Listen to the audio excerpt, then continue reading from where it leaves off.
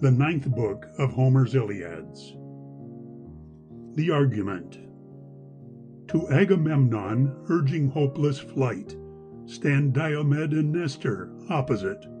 By Nestor's counsel, legates are dismissed to Thetis' son, who still denies to assist. Another argument. Iota sings the ambassy, and great Achilles' stern reply. So held the Trojans sleepless guard. The Greeks to flight were given, the feeble consort of cold fear, strangely infused from heaven. Grief not to be endured did wound all Greeks of greatest worth, and as two lateral-sighted winds, the west wind and the north, meet at the Thracian sea's black breast, joined in a sudden blore, tumble together the dark waves, and pour upon the shore a mighty deal of froth and weed, with which men manure the ground, so Jove and Troy did drive the Greeks, and all their minds confound. But Agamemnon most of all was tortured at his heart, who to the voiceful heralds went, and bade them cite, apart, each Grecian leader severally, not openly proclaim, in which he laboured with the first, and altogether came, they sadly sate. The king arose, and poured out tears as fast as from a lofty rock a spring doth his black waters cast, and deeply sighing, thus bespake the archives. O my friends, princes, and leaders of the Greeks, heaven's adverse king extends his wrath with too much detriment to my so just design, since he hath often promised me, and bound it with the sign of his bent forehead, that this Troy our vengeful hands should race, and safe return. Yet now engaged, he plagues us with disgrace, when all our trust to him hath drawn so much blood from our friends. My glory, nor my brother's wreak, were the proposed ends, for which he drew you to these toils, but your whole country's shame, which had been huge to bear the rape of so divine a dame, made in despite of our revenge. And yet not that had moved our powers to these designs, if Jove had not our drifts approved, which since we see he did for blood, 'tis desperate fight in us to strive with him. Then let us fly, 'tis flight he urgeth thus. Long time still silence held them all. At last did Diomed rise. Atrides, I am first must cross thy indiscreet advice, as may become me, being a king, in this our martial court. Be not displeased then, for thyself didst broadly misreport in open field my fortitude, and call me faint and weak. Yet I was silent, knowing the time, loath any rights to break that appertain thy public rule. Yet all the Greeks knew well, of every age, thou didst me wrong, as thou then didst refill my valour first of all the host, as of a man dismayed. So now, with fit occasion given, I first blame thee afraid. Inconstant Saturn's son hath given inconstant spirits to thee, and with a sceptre over all an eminent degree, but with a sceptre's sovereign grace the chief power, fortitude. To bridle thee, he thought not best thy breast should be endued. Unhappy king, think'st thou the Greeks are such a silly sort, and so excessive impotent, as thy weak words import? If thy mind move thee to be gone, the way is open, go. Mycenaean ships enow ride near, that brought thee to this woe. The rest of Greece will stay, nor stir till Troy be overcome with full aversion, or if not, but, doters of their home, will put on wings to fly with thee. Myself and Sthenelus will fight till, trusting favouring Jove, we bring home Troy with us. This all applauded, and admired the spirit of Diomed, when Nestor, rising from the rest, his speech thus seconded. Tydides, thou art, questionless, our strongest Greek in war, and gravest in thy counsels too, of all that equal are in place with thee, and stand on strength, nor is there any one can blame or contradict thy speech. And yet thou hast not gone so far, but we must further go. Thou'rt young, and well mightst be my youngest son, though still I yield thy words had high degree of wisdom in them to our king, since well they did become their right in question, and refute in glorious going home. But I, well known thy senior far, will speak and handle all yet to propose, which none shall check, no, not our general.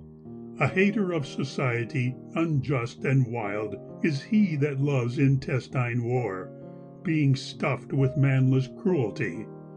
And therefore, in persuading peace and home flight, we the less may blame our general, as one loath to wrap in more distress his loved soldiers. But because they bravely are resolved to cast lives after toils, before they part in shame involved, provide we for our honored stay, obey black night, and fall now to our suppers. Then appoint our guards without the wall, and in the bottom of the dike, which guard I wish may stand of our brave youth. And Atreus' son, since thou art in command before our other kings, be first in thy command's effect.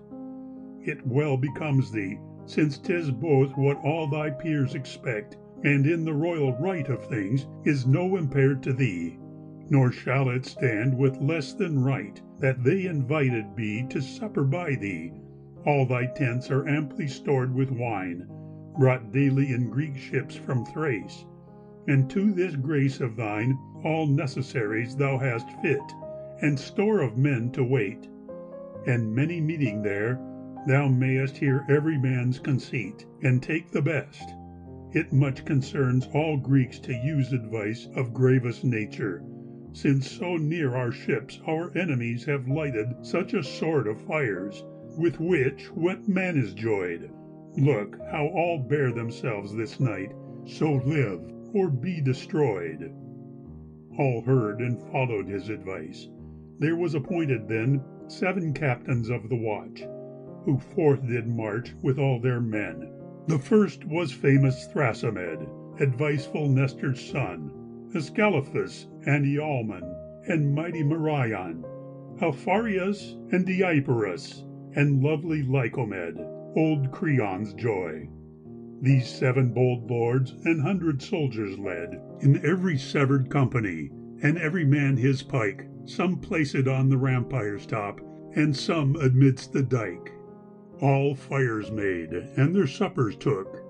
Atrides to his tent invited all the peers of Greece, and food sufficient apposed before them, and the peers opposed their hands to it. Hunger and thirst being quickly quenched, to councils still they sit, and first spake Nestor, who they thought of late advised so well, a father grave and rightly wise, who thus his tale did tell. Most high Atrides, since in thee I have intent to end, from thee I will begin my speech, to whom Jove doth commend the empire of so many men, and puts into thy hand a scepter and established laws, that thou mayest well command, and counsel all men under thee. It therefore doth behove thyself to speak most, since all of thy speeches most will move, and yet to hear, as well as speak, and then perform as well a free just counsel. In thee still must stick what others tell. For me, what in my judgment stands the most convenient I will advise, and am assured advice more competent shall not be given. The general proof that hath before been made of what I speak confirms me still, and now may well persuade, because I could not then, yet ought, when thou, most royal king, even from the tent, Achilles' love didst violently bring against my counsel, urging thee by all means to relent. But you, obeying your high mind, would venture the event, dishonoring our ablest Greek, the man the immortals grace. Again yet let's deliberate, to make him now embrace affection to our general good, and bring his force to field. both which kind words and pleasing gifts must make his virtues yield. O Father, answered the king, my wrongs thou tell'st me right. My own offence my own tongue grants.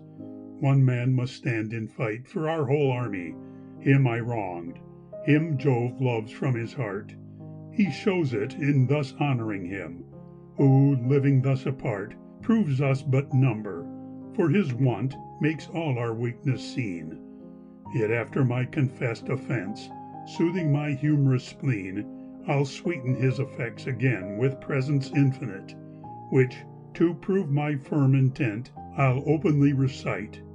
7 sacred tripods, free from fire, 10 talents of fine gold, 20 bright cauldrons, 12 young horse, well shaped and well controlled, and victors too, for they have won the prize at many a race. That man should not be poor, that had but what their winged pace hath added to my treasury, nor feel sweet gold's defect. 7 Lesbian ladies he shall have, that were the most select, and in their needles rarely skilled, whom, when he took the town of famous Lesbos, I did choose, who won the chief renown for beauty from their whole fair sex, among whom I'll resign fair Briseis, and I deeply swear, for any fact of mine that may discourage her receipt, she is untouched, and rests as he resigned her. To these gifts, if Jove to our request vouchsafe performance, and afford the work for which we wait of winning Troy, with brass and gold he shall his navy freight, and, entering when we be at spoil, that princely hand of his shall choose him 20 Trojan dames, excepting Tyndarus, the fairest Pergamus unfolds, and, if we make retreat to Argos, called of all the world the naval, or chief seat, he shall become my son-in-law, and I will honor him even as Orestes, my sole son, that cloth in honors swim.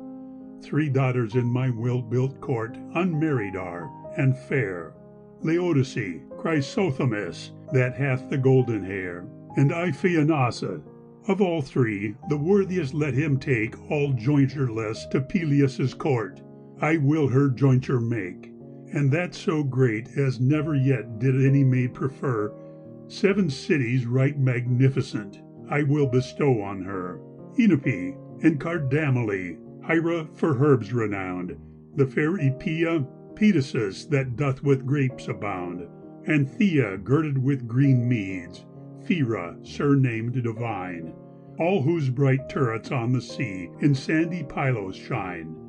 The inhabitants in flocks and herds are wondrously confluent, who like a god will honor him, and him with gifts present, and to his throne will contribute what tribute he will rate. All this I gladly will perform, to pacify his hate. Let him be mild and tractable, 'tis for the god of ghosts to be unruled, implacable, and seek the blood of hosts, whom therefore men do much abhor. Then let him yield to me. I am his greater, being a king, and more in years than he. Brave king, said Nestor, these rich gifts must make him needs relent. Choose then fit legates instantly to greet him at his tent. But stay, admit my choice of them, and let them straight be gone. Jove-loved Phoenix shall be chief, then Ajax Telamon, and Prince Ulysses, and on them let these 2 heralds wait, grave Odius and Eurybates. Come, lords, take water straight, make pure your hand, and with sweet words appease Achilles' mind, which we will pray the King of gods may gently make inclined. All liked his speech, and on their hands the heralds water shed. The youths crowned cups of sacred wine to all distributed, but having sacrificed and drunk to every man's content, with many notes by Nestor given, the legates forward went. With courtship in fit gestures used, he did prepare them well, but most Ulysses, for his grace did not so much excel. Such rites beseem ambassadors, and Nestor urged these, that their most honors might reflect enraged Aeacides. They went along the shore and prayed the God that earth doth bind in brackish chains they might not fail, but bowed his mighty mind. The quarter of the Myrmidons they reached, and found him set delighted with his solemn harp, which curiously was fret with works conceited. Through the verge, the baldric that embraced his lofty neck was silver twist. This, when his hand laid waste Eetion's city, he did choose as his especial prize, and loving sacred music well, made it his exercise. To it he sung the glorious deeds of great heroes dead, and his true mind, that practice failed, sweet contemplation fed. With him alone and opposite, all silent sat his friends, attentive and beholding him, who now his song did end. The ambassadors did forwards press, renowned Ulysses led, and stood in view. Their sudden sight his admiration bred, who with his harp and all arose, so did Menetia's son, when he beheld them. Their receipt Achilles thus begun: "Health to my lords! Right welcome, men, assure yourselves you be, though some necessity, I know, doth make you visit me, incensed with just cause 'gainst the Greeks." This said, a several seat with purple cushions he set forth, and did their ease entreat, and said, "Now, friend, our greatest bowl, with wine unmixed and neat, oppose these lords, and of the depth let every man make proof. These are my best esteemed friends, and underneath my roof." Patroclus did his friends' will, and he that did desire to cheer the lords, come faint from fight, set on a blazing fire a great brass pot, and into it a chine of mutton put, and fat goat's flesh. Automedon held, while he pieces cut, to roast and boil, right cunningly. Then of a well-fed swine a huge fat shoulder he cuts out, and spits it wondrous fine. His good friend made goodly fire, of which the force once past, he laid the spit low, near the coals, to make it brown at last, then sprinkled it with sacred salt, and took it from the racks. This roasted, in on dressers set, his friend Patroclus takes bread in fair baskets, which set on, Achilles brought the meat, and to divinest Ithacus took his opposed seat upon the bench. Then did he will his friend to sacrifice, who cast sweet incense in the fire to all the deities. Thus fell they to their ready food. Hunger and thirst allayed, Ajax to Phoenix made a sign, as if too long they stayed, before they told their legacy. Ulysses saw him wink, and filling the great bowl with wine, did to Achilles drink. "Health to Achilles! But our plights stand not in need of meat, who late supped at Atrides' tent, though for thy love we eat of many things, whereof a part would make a complete feast. Nor can we joy in these kind rites, that have our hearts oppressed, O Prince, with fear of utter spoil. 'Tis made a question now, if we can save our fleet or not, unless thyself endow thy powers with wonted fortitude. Now Troy and her consorts, bold of thy wont, have pitched their tents close to our fleet and forts, and made a firmament of fires, and now no more, they say, will they be prisoned in their walls, but force their violent way even to our ships, and Jove himself hath with his lightning showed their bold adventures happy signs, and Hector grows so proud of his huge strength, borne out by Jove, that fearfully he raves, presuming neither men nor gods can interrupt his braves. Wild rage invades him, and he prays that soon the sacred morn would light his fury, boasting then our streamers shall be torn, and all our naval ornaments fall by his conquering stroke. Our ships shall burn, and we ourselves lie stifled in the smoke. And I am seriously afraid heaven will perform his threats, and that 'tis fatal to us all, far from our native seats, to perish in victorious Troy. But rise, though it be late, deliver the afflicted Greeks from Troy's tumultuous hate. It will hereafter be thy grief, when no strength can suffice to remedy the affected threats of our calamities. Consider these affairs in time, while thou mayest use thy power, and have the grace to turn from Greece fate's unrecovered hour. O friend, thou knowest thy royal sire forewarned what should be done. That day he sent thee from his court to honor Atreus' son. My son, said he, the victory let Jove and Pallas use at their high pleasures, but do thou no honored means refuse that may advance her, in fit bounds contain thy mighty mind. Nor let the knowledge of thy strength be factiously inclined, contriving mischiefs.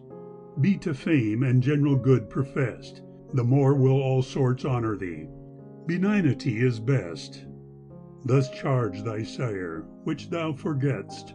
Yet now those thoughts appease, that torture thy great spirit with wrath, which if thou wilt surcease, the king will merit it with gifts, and if thou wilt give ear, I'll tell how much he offers thee, yet thou sitst angry here. 7 tripods that no fire must touch, twice 10 pans fit for flame, 10 talents of fine gold, 12 horses that ever overcame and brought huge prizes from the field, with swiftness of their feet. That man should bear no poor account, nor want gold's quickening sweet, that had but what he won with them.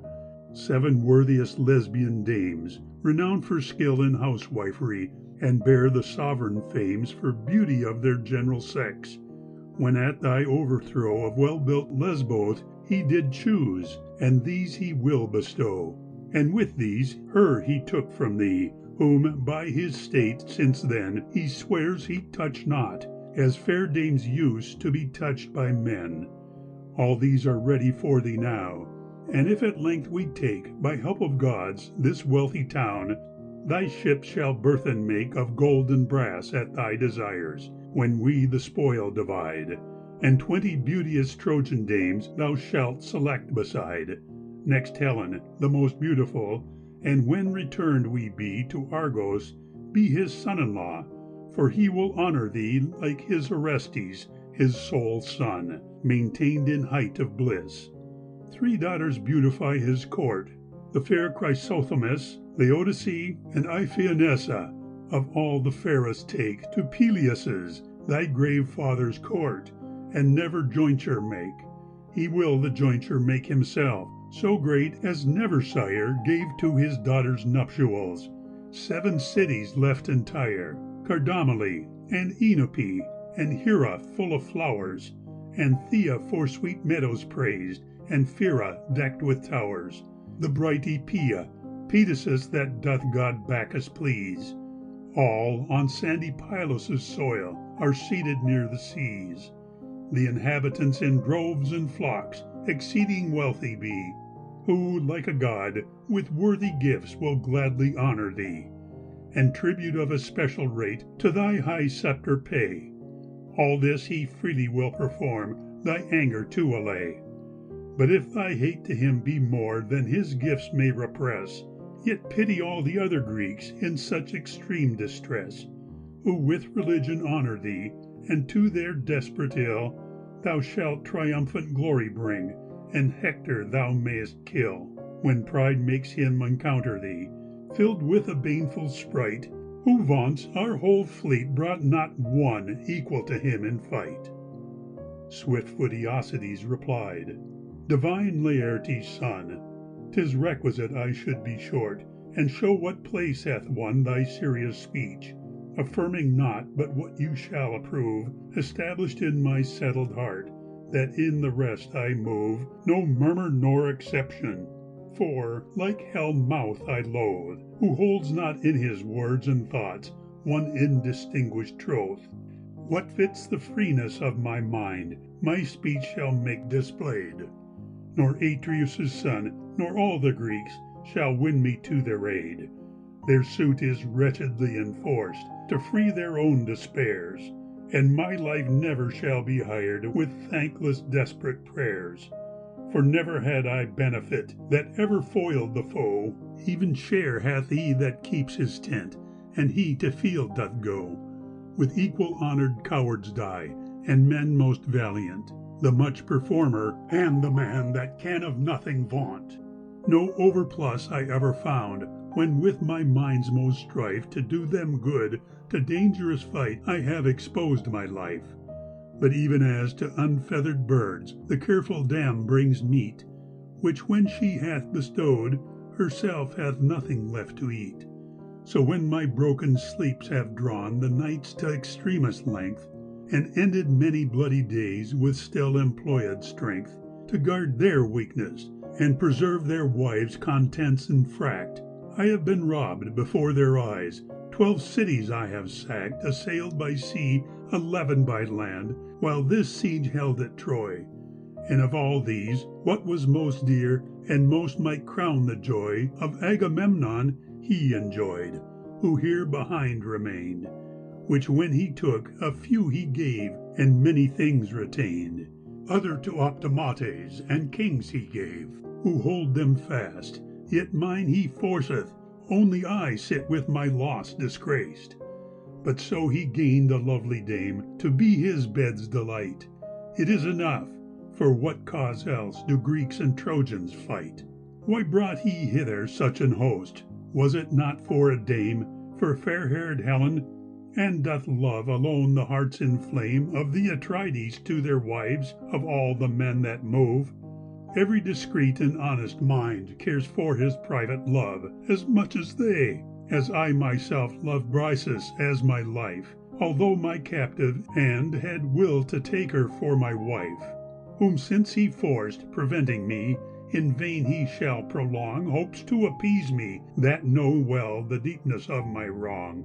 But, good Ulysses, with thyself and all you other kings, let him take stomach to repel Troy's fiery threatenings.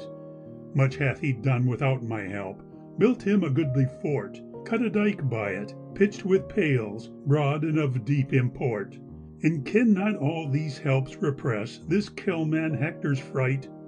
When I was armed among the Greeks, he would not offer fight without the shadow of his walls, but to the Scaean ports, or to the holy beach of Jove, come back with his consorts, where once he stood my charge alone, and hardly made retreat, and to make new proof of our powers, the doubt is not so great. Tomorrow then, with sacrifice performed to imperial Jove and all the gods, I'll launch my fleet, and all my men remove, which if thou wilt use so thy sight, or think it worth respect, in forehead of the morn thine eyes shall see, with sails erect amidst the fishy Hellespont, helped with laborious oars, and if the sea-gods send free sail, the fruitful Phthian shores, within 3 days we shall attain, where I have store of prize left, when with prejudice I came to these indignities. There have I gold as well as here, and store of ready brass, dames slender, elegantly girt, and steel as bright as glass. These will I take as I retire, as shares I firmly save, though Agamemnon be so base to take the gifts he gave. Tell him all this, and openly I on your honours charge, that others may take shame to hear his lust command so large. And if there yet remain a man he hopeth to deceive, being dyed in endless impudence, that man may learn to leave his trust and empire. But alas, though like a wolf he be, shameless and rude, he durst not take my prize and look on me. I never will partake his works nor counsels as before. He once deceived and injured me, and he shall never more tie my affections with his words. Enough is the increase of one success in his deceits, which let him joy in peace, and bear it to a wretched end. Wise Jove hath reft his brain to bring him plagues, and these his gifts I, as my foes, disdain. Even in the numbness of calm death I will revengeful be, though 10 or 20 times so much he would bestow on me.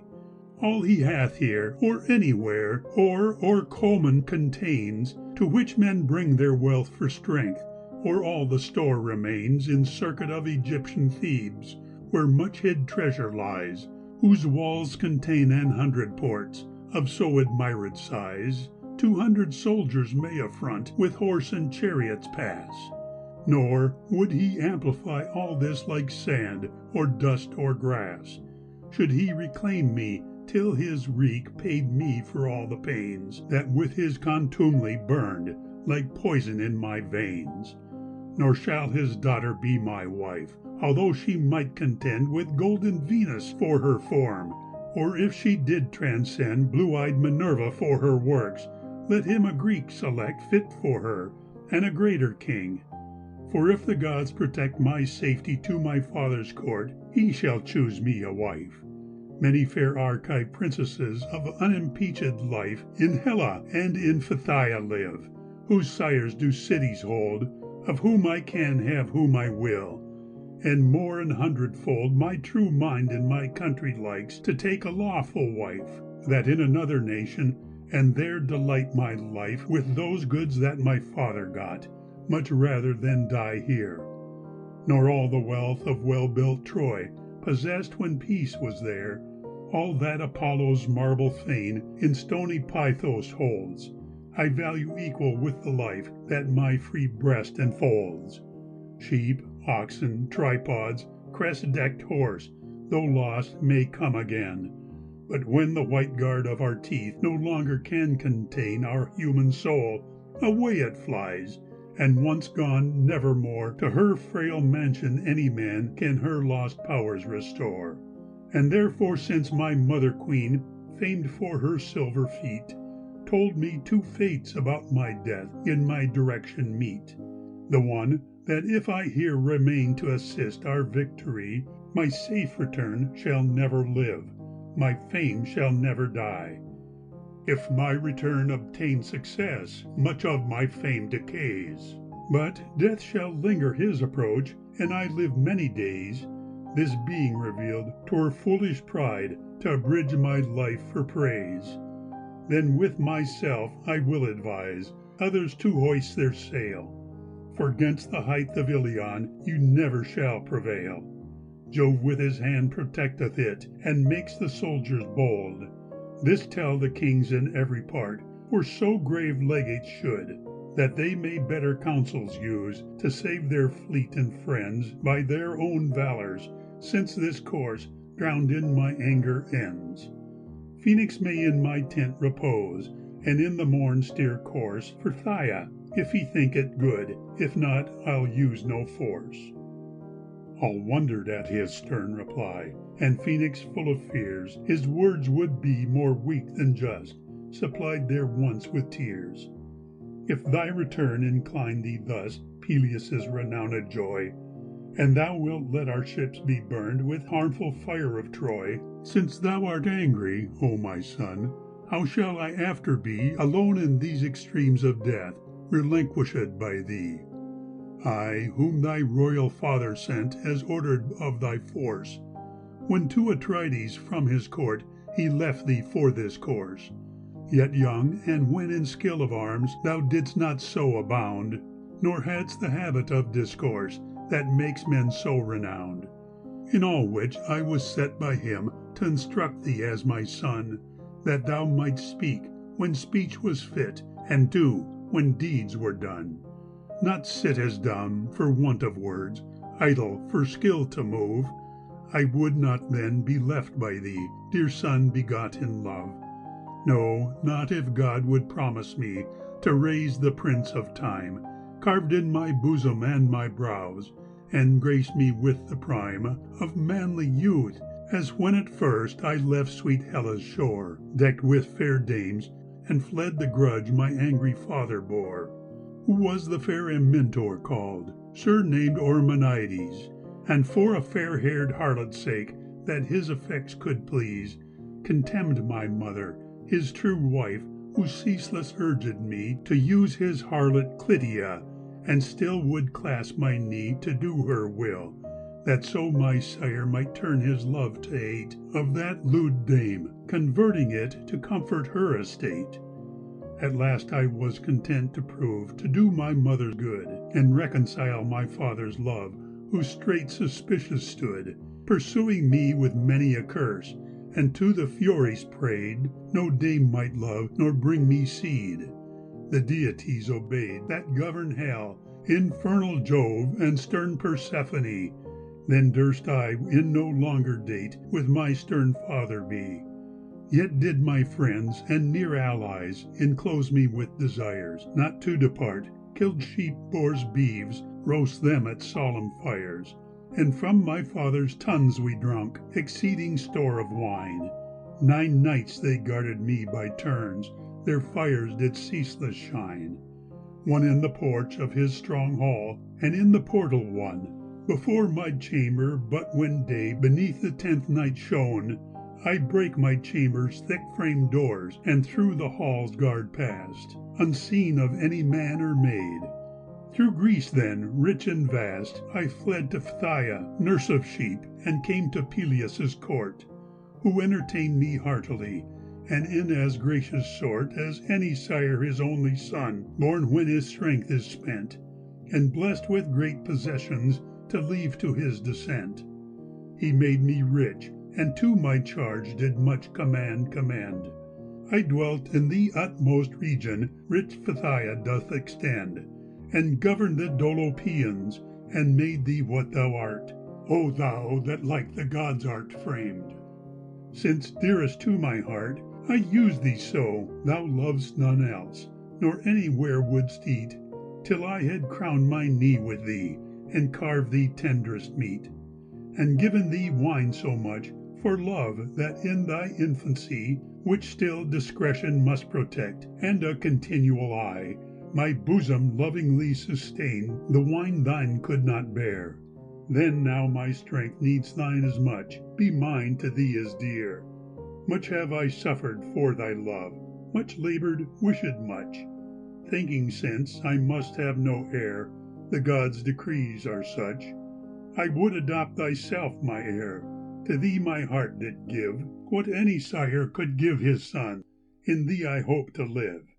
O mitigate thy mighty spirits, it fits not one that moves the hearts of all to live unmoved, and succour hates for loves. The gods themselves are flexible, whose virtues, honors, powers are more than thine, yet they will bend their breasts as we bend ours.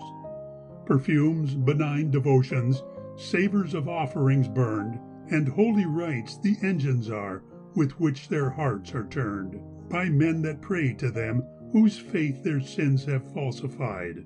For prayers are daughters of great Jove, lame, wrinkled, ruddy-eyed, and ever following injury, whose strong and sound of feet flies through the world afflicting men, believing prayers yet to all that love the seed of Jove, the certain blessings get to have Jove hear, and help them too. But if he shall refuse, and stand inflexible to them, they fly to Jove and use their powers against him, that the wrongs he doth to them may fall on his own head, and pay those pains whose cure he fails to call. Then, great Achilles, honor thou this sacred seed of Jove, and yield to them, since other men of greatest minds they move. If Agamemnon would not give the self-same gifts he vows, but offer other afterwards, and in his still bent brows entomb his honor and his word, I would not thus exhort, with wrath appeased, thy aid to Greece, though plagued in heaviest sort. But much he presently will give, and after yield the rest, to assure which he hath sent to thee the men thou lovest best, and most renowned of all the host, that they might soften thee. Then let not both their pains and prayers lost and despised be, before which none could reprehend the tumult of thy heart. But now to rest and expiate were much too rude a part. Of ancient worthies we have heard, when they were more displeased, to their high fames with gifts and prayers they have been still appeased. For instance, I remember well a fact performed of old, which to you all, my friends, I tell. The curates wars did hold with the well-fought Aetolians, where mutual lives had end about the city Calydon. The Aetolians did defend their flourishing country, which to spoil the curates did contend. Diana with the golden throne with Oeneus much incensed, since with his plenteous land's first fruits she was not reverenced. Yet other gods, with hecatombs, had feasts, and she alone, great Jove's bright daughter, left unserved, or by oblivion, or undue knowledge of her dues, much hurt in heart she swore. And she, enraged, excited much, she sent a sylvan boar from their green groves with wounding tusks, who usually did spoil King Oeneus' fields, his lofty woods laid prostrate on the soil. Rent by the roots, trees fresh, adorned with fragrant apple flowers, which Meleager, Oeneus' son, slew with assembled powers of hunters and of fiercest hounds, from many cities brought. For such he was that with few lives his death could not be bought. Heaps of dead humans by his rage the funeral piles applied, yet slain at last, the goddess stirred about his head and hide a wondrous tumult, and a war betwixt the curates wrought and brave Aetolians. All the while fierce Meleager fought. Ill fared the curates, near the walls none durst advance his crest, though they were many, but when wrath inflamed his haughty breast, which oft the firm mind of the wise with passion doth infest, since twixt his mother queen and him arose a deadly strife, he left the court, and privately lived with his lawful wife, fair Cleopatra, female birth of bright Marpessa's pain, and of Idaeus, who of all terrestrial men did reign, at that time king of fortitude, and for Marpessa's sake, 'gainst wanton Phoebus, king of flames, his bow in hand did take, since he had ravished her his joy, whom her friends after gave the surname of Alcyone, because they could not save their daughter from Alcyone's fate. In Cleopatra's arms lay Meleager, feeding on his anger, for the harms his mother prayed might fall on him, who for her brother slain by Meleager grieved, and prayed the gods to wreak her pain with all the horror could be poured upon her furious birth. Still knocked she with her impious hands the many-feeding earth, to urge stern Pluto and his queen to incline their vengeful ears, fell on her knees, and all her breast dewed with her fiery tears, to make them massacre her son, whose wrath enraged her thus. Erinus, wandering through the air, heard, out of Erebus, prayers fit for her unpleased mind, yet Meleager lay, obscured in fury. Then the bruit of the tumultuous fray rung through the turrets as they scaled. Then came the Aetolian peers to Meleager with low suits to rise and free their fears. Then sent they the chief priests of gods with offered gifts to atone. His differing fury bade him choose in sweet-soiled Calydon, of the most fat and yieldly soil, what with 100 steers might in 100 days be ploughed, half that rich vintage bears, and half of naked earth to plough, yet yielded not his ire. Then to his lofty chamber door ascends his royal sire with ruthful plaints, shook the strong bars. Then came his sister's cries, his mother then, and all entreat, yet still more stiff he lies. His friends, most reverend, most esteemed, yet none impression took, till the high turrets where he lay, and his strong chamber shook with the invading enemy, who now forced dreadful way along the city. Then his wife, in pitiful dismay, besought him, weeping, telling him the misery sustained by all the citizens, whose town the enemy had gained. Men slaughtered, children bondslaves made, sweet ladies forced with lust. Fires climbed towers, and turning them to heaps of fruitless dust. These dangers softened his steel heart. Up the stout prince arose, endued his body with rich arms, and freed the Aetolians' woes. His smother anger giving air, which gifts did not assuage, but his own peril. And because he did not disengage their lives for gifts, their gifts he lost. But for my sake, dear friend, be not thou bent to see our plights to these extremes descend, ere thou assist us. Be not so by thy ill angel turned from thine own honour. It were shame to see our navy burned, and then come with thy timeless aid. For offered presents come, and all the Greeks will honor thee, as of celestial Rome. But if without these gifts thou fight, forced by thy private woe, thou wilt be nothing so renowned, though thou repel the foe. Achilles answered the last part of this oration thus: Phoenix, renowned and reverend, the honors urged on us we need not. Jove doth honor me, and to my safety sees, and will, whiles I retain a spirit, or can command my knees.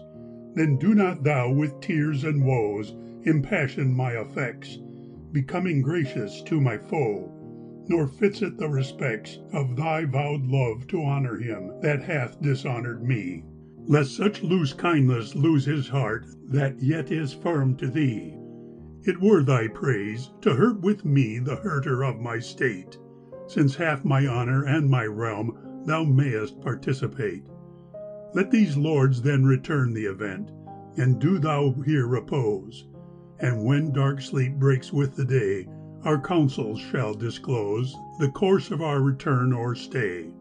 This said, he with his eye made to his friend a covert sign, to hasten instantly a good soft bed, that the old prince, soon as the peers were gone, might take his rest.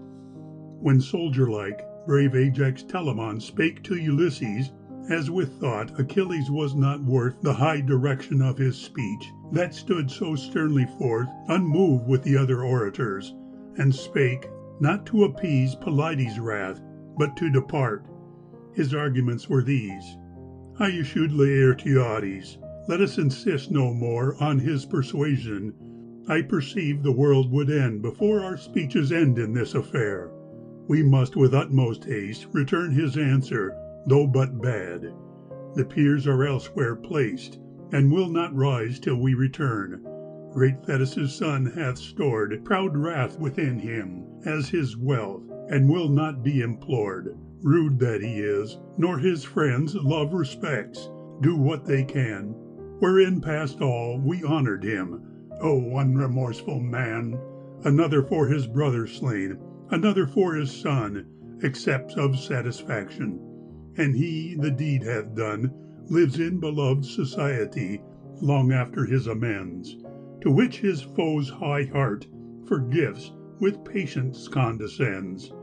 But thee, a wild and cruel spirit, the gods for plague have given, and for one girl, of whose fair sex we come to offer 7, the most exempt for excellence, and may a better prize than put a sweet mind in thy breast, respect thine own allies, though others make thee not remiss.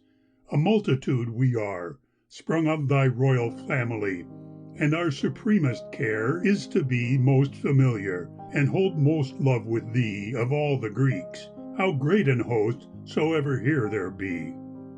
He answered, Noble Telamon, prince of our soldiers here, out of thy heart I know thou speakst, and as thou holdst me dear, but still as often as I think how rudely I was used, and like a stranger for all rights, fit for our good, refused, my heart does swell against the man that durst be so profane to violate his sacred place, not for my private bane, but since racked virtue's general laws he shameless did infringe, for whose sake I will loose the reins, and give mine anger swinge, without my wisdom's least impeach. He is a fool and base, that pities vice-plagued minds, when pain, not love of right, gives place.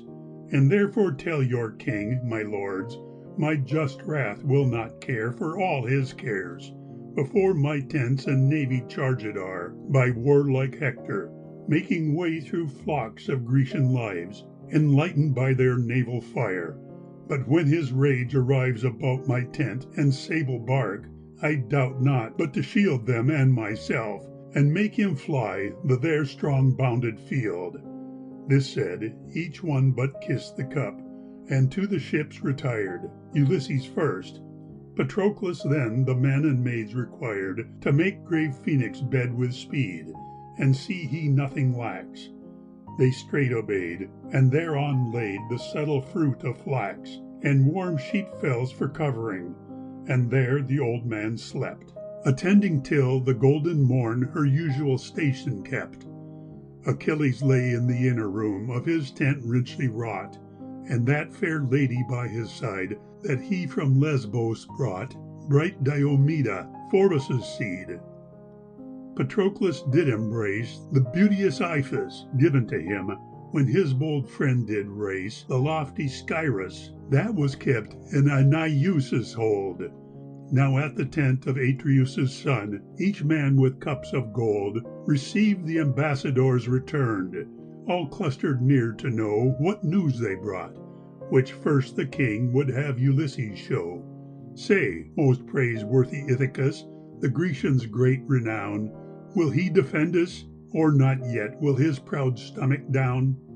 Ulysses made reply, not yet will he appeased be, but grows more wrathful, prizing light thy offered gifts and thee, and wills thee to consult with us, and take some other course, to save our army and our fleet, and says, with all his force, the morn shall light him on his way to Phthyia's wished soil, for never shall high-seated Troy be sacked with all our toil. Jove holds his hand twixt us and it, the soldiers gather heart. Thus he replies, which Ajax here can equally impart, and both these heralds. Phoenix stays, for so was his desire, to go with him if he thought good, if not, he might retire. All wondered he should be so stern. At last bold Diomed spake, would God, Atrides, thy request were yet to undertake, and all thy gifts unoffered him. He's proud enough beside, but this ambassage thou hast sent will make him burst with pride. But let us suffer him to stay, or go at his desire. Fight when his stomach serves him best, or when Jove shall inspire. Meanwhile, our watch being strongly held, let us a little rest. After our food, strength lives by both, and virtue is their guest. Then, when rosy-fingered morn holds out her silver light, bring forth thy host, encourage all, and be thou first in fight. The king admired the fortitude that so divinely moved the skilful horseman Diomed, and his advice approved. Then with their nightly sacrifice each took his several tent, where all received the sovereign gifts soft Somnus did present. End of the 9th book.